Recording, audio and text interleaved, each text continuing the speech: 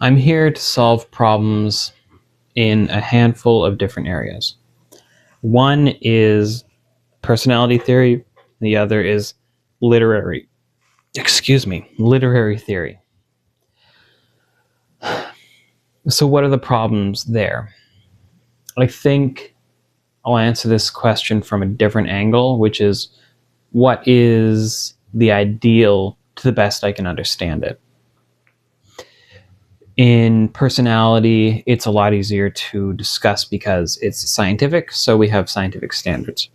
Basically, what makes a personality system work is that it is replicatable, it is statistically verifiable.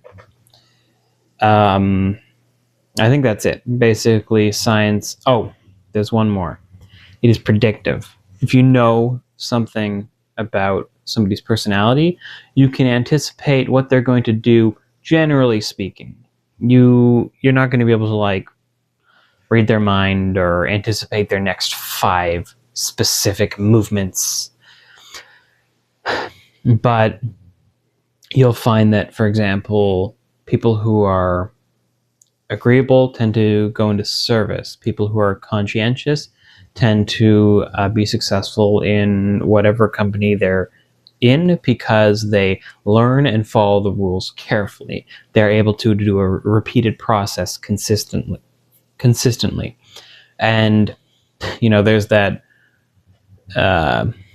almost dull saying consistency is key, but it's absolutely true. The only other thing that predicts success better than conscientiousness is openness and IQ. But the IQ conversation is probably best for another time. Basically, there are a lot of high IQ people who get stuck. This is actually an advantage I've seen in the business world with having a kind of more average IQ. And the reason is because, especially in marketing, when you talk, you need to be understood. And if you're thinking in complex ways, it can be difficult to translate those ideas into and package them in a way that is easily understood. If you look at marketing videos, like when they talk about writing advertising copy, what they'll typically say is write for a grade 5 or a grade 3, or some will be generous and say write for a grade 8 reading level. The reason is because when you're selling something, you don't want to leave anybody out because you're talking too fancy. You don't want to alienate any of your customers, right? So that is personality. Those 3 things: replicatability, statistic verifiability, and prediction. But there's also, I guess there's a few more, but one of them is what is the origin of the theory? Is it scientifically based? Is it objectively based? Was it based off of somebody's theory? I'll get into that too. There's more what's the history of the idea? How has it been refined? And how does academia treat it? Things like that. The next is literary. So literature also has some standards. People say that art is subjective. My position on that, typically, I'm a bit of I'm a bit of a contrarian. So when people say, oh, art is subjective, beauty's in the eye of the beholder, I say, well, actually, symmetry is a universal beauty standard that everybody seems to appreciate. So there is something objective about good art, great art. And I can explain that, and I will. So as a contrarian, I would say, actually, no. Art is not subjective. beauty is not in the eye of the beholder. Art is objective. What makes art good can be described in objective terms. That's how I used to talk. Nowadays, I might say something more like there is an objective factor and a subjective factor. And basically, it's most helpful to talk about the objective factor. And then when you get into subjectivity, maybe you can categorize it a little bit better. For example, this is fascinating. Rotten Tomatoes, the website, they have two different metrics for measuring films. There's the tomato meter and the popcorn meter, right? To translate that, it's what do the critics say about this film and what do the audiences say about this film. And something that makes me smile is when audiences hate a film, or sorry, the reverse.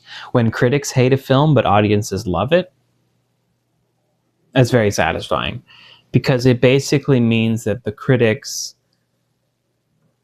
have they've betrayed their audience. I'm not saying that audiences have to agree and critics have to agree with each other. What I'm saying is that if you have a film that has 80 or 90% audience approval and like a 30 in the tomato meter, that means your critics are detached. And I think modern critics are very detached from, like, they can analyze a film from a heady perspective, but they can't seem to understand the more earthy perspective that audiences do pick up on. So it's almost like they're tone deaf or like half blind. And I think a good critic should be able to see both sides of the picture.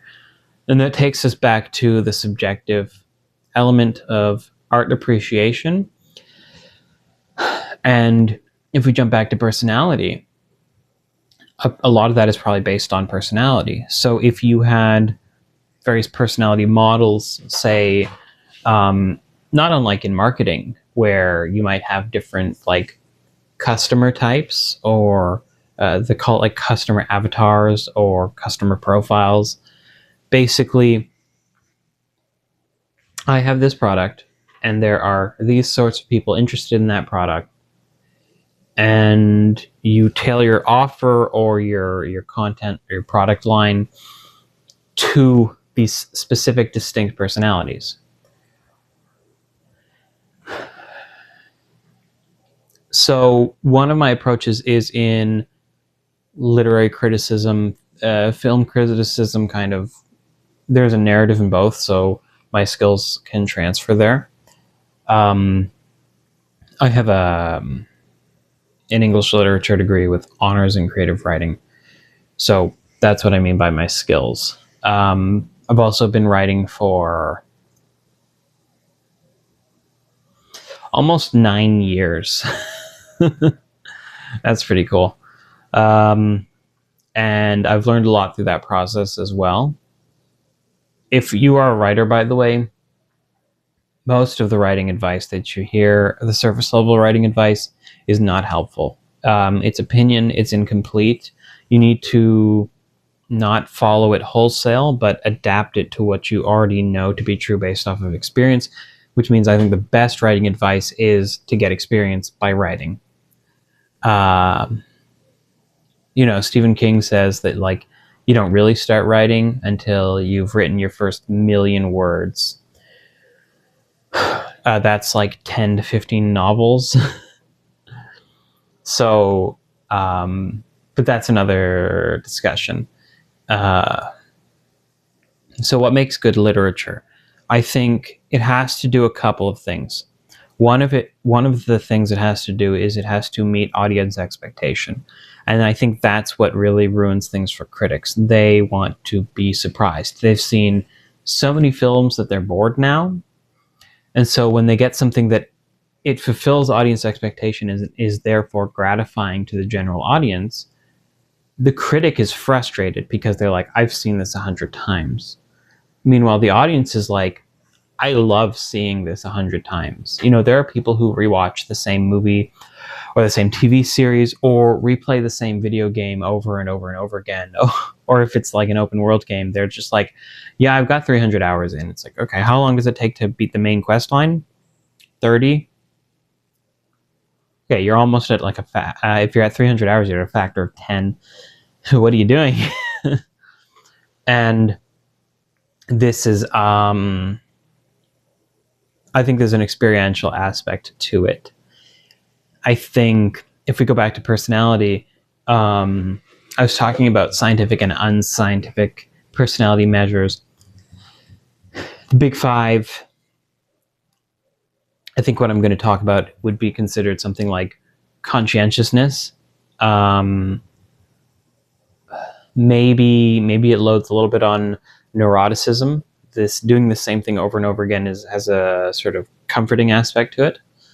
And in MBTI, I would say that this is probably most related to introverted sensing in general, but definitely introverted sensing, introverted intuition as well, and extroverted intuition too. But what am I talking about? Basically, I believe, and I don't lean this way as far as personality, but I'm gathering the sense that people who have this sort of introverted sensing or orderliness, or even probably other factors, like I said, neuroticism, or there's no friendly way to say it. And if you have high neuroticism, which means like anxiety, withdrawal, volatility, don't worry. Me too. I have I'm like 1 or 2 standard deviations up from the mean. So I'm not just above average, I'm above average in neuroticism. And I think it's a creative trait. I think a lot of, if you look at creative people's biographies, they tend to be a little neurotic, a little volatile, especially earlier in life. And by the way, that includes, for all of you people who are saying, no, that's not me, depression, that's included here. Negative emotion in general loads on this personality trait, except for disgust. That's a conscientious thing. Conscientiousness took disgust for some reason. This is a mystery to researchers to this day. Dr. Jonathan Haidt kind of pointed this out. I don't know if he discovered it, but he's very interested in this dynamic because there's a moral component to disgust. That's another. I would love to get into like political philosophy, but some of these personality traits align with different political parties to an extent. They're not direct. You can have people who, it's like a little over half, like 60% alignment. So a large majority don't fit. So I'm not going to get into that. Let's back up a little bit. Conscientiousness, maybe a hint of neuroticism, maybe introversion. But to use Jungian terms, introverted sensing. And if you know your 4-letter codes, that's the ISTJ, ISFJ, ES, whatever, and then I think it's a J at the end. If you look at the function stack, it's anything that has introverted sensing or SI in the top 2 slots, and even the top 3, because that third slot function, I don't believe in function stacks, but they're a useful model for communication, does something. What am I saying? Let's take a step back from the personality theory for a moment and talk about the human experience. There are people, and maybe you're one of those people, who they'll rewatch the same film over and over again, they'll wear out their VHSs or scratch up their DVDs and Blu-rays. They will watch the same show over and over again on their streaming platform. They watch the same YouTubers' videos, like all of them, like Vsauce, Good Mythical Morning. They'll just watch the whole thing, whether they're interested in the topic of the video or not. They sink hours into the same video game over and over again. Actually, for me, this was like Call of Duty Modern Warfare 2. I was horrible at that game. I have like a 40, 45 or 42 or something, like a really low win rate. I just lose. I used to, when I was in high school, I used to just lose all the time. And I would just keep playing hundreds of hours in that game across multiple consoles, because I started with Xbox, then I got a PS3, didn't have to pay for online, and before that I actually started with it on PC because I didn't have any consoles of that generation. And what's going on there? So my theory as far as introverted sensing is that these are like the craftsmen, and they're also the detectives because they're detail-oriented.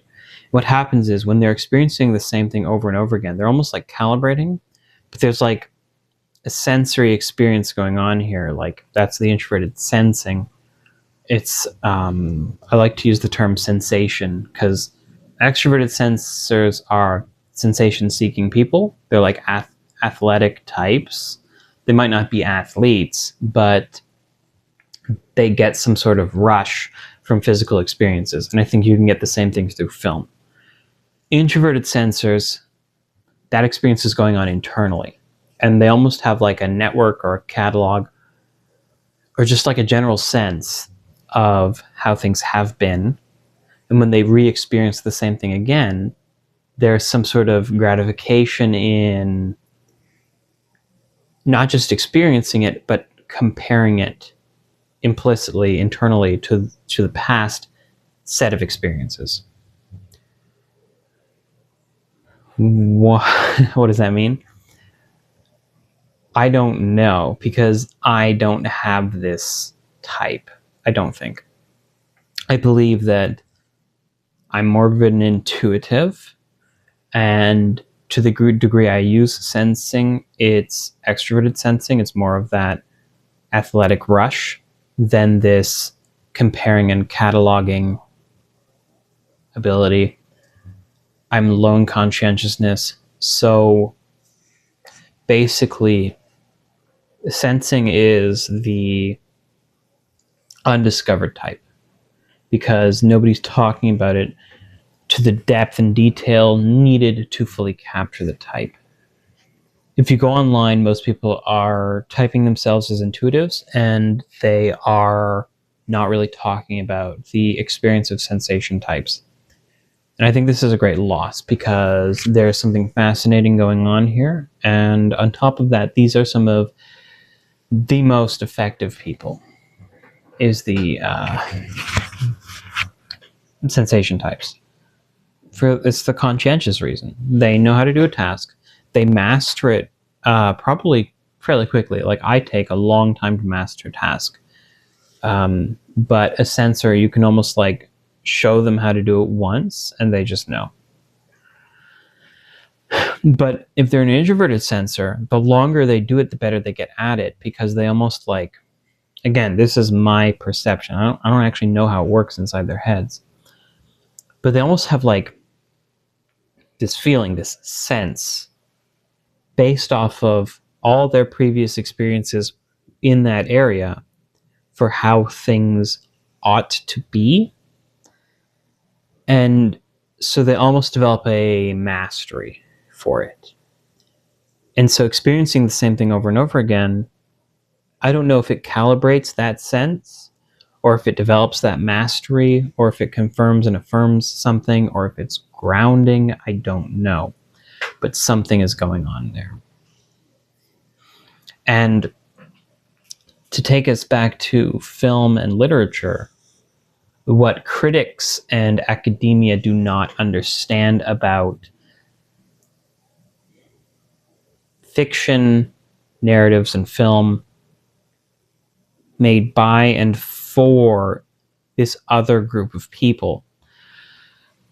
What intellectuals, to an extent like myself, don't get is this dynamic.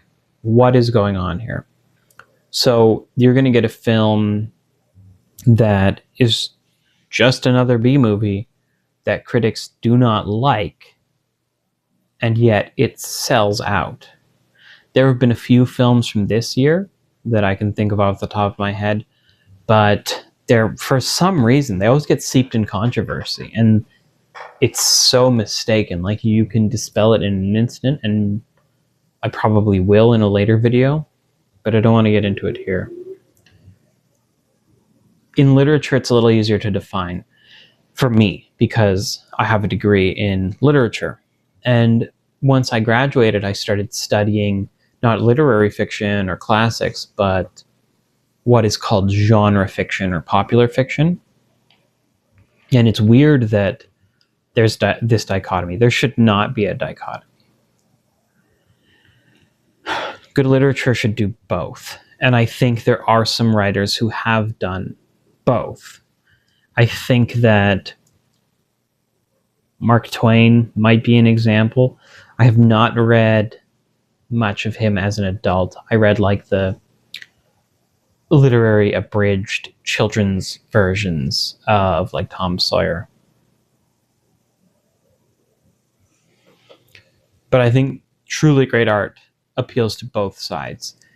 It has that sort of reassuring, easy to compare to side that, interestingly, the ancient Greeks found gratifying as well. In ancient Greece, they did plays based around myths that everybody knew. So when you sat down to watch a play in ancient Greece, you already knew the ending. You already knew what was going to happen. And part of the gratification was comparing how it was acted out. And it was considered great art the closer it followed to the formula.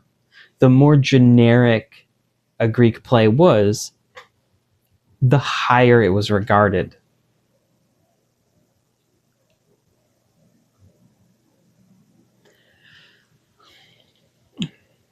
So they probably would have liked genre fiction. What is genre fiction?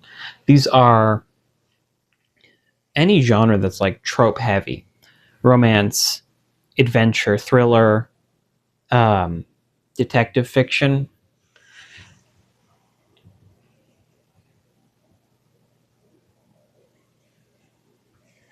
Anything like that. So, as you can see, it is a bit of a struggle for me to stay on topic. I think one of the best things I could do is to like write a bullet list of the things I want to cover in a video. The goal of this video was supposed to be to lay out certain goals, certain like definitions of, based on my experience and trying to be objective to some extent, what makes good art, literature specifically, and what makes a good personality test scientifically.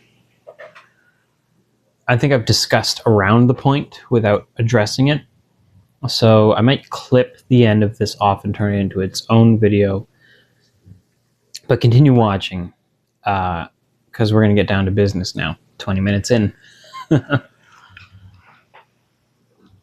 So I already defined what is a good personality test. It's replicatable. The 4-letter code tests are not replicatable. Even the ones that are based on the cognitive functions, which have become a mess due to the internet, and even before that they were a mess. And then the 4-letter codes, the dichotomies, those aren't super helpful either. The people who developed the 4-letter code based off of the original theory of psychological types, they weren't scientists, unfortunately. I wish they were, because then we might have had a more robust system, but they're not. So there are those issues: replicatability, prediction, statistics. What's its history? Where does it come from? Is it used in academia, and how? MBTI is not replicatable. It is not predictive. That's one of the things people say right at the gate. It's not predictive. It's descriptive. That means it's not scientific, unfortunately. Again, where does it come from? It comes from two people who were not scholars. I mean, they had university degrees, so they were scholars to an extent, but those degrees were not in psychiatry or psychology. They're working off the theory of Carl Jung, who's one of the least respected psychoanalysts. If you want a respected psychoanalyst, check out Alfred Adler. He is terrific.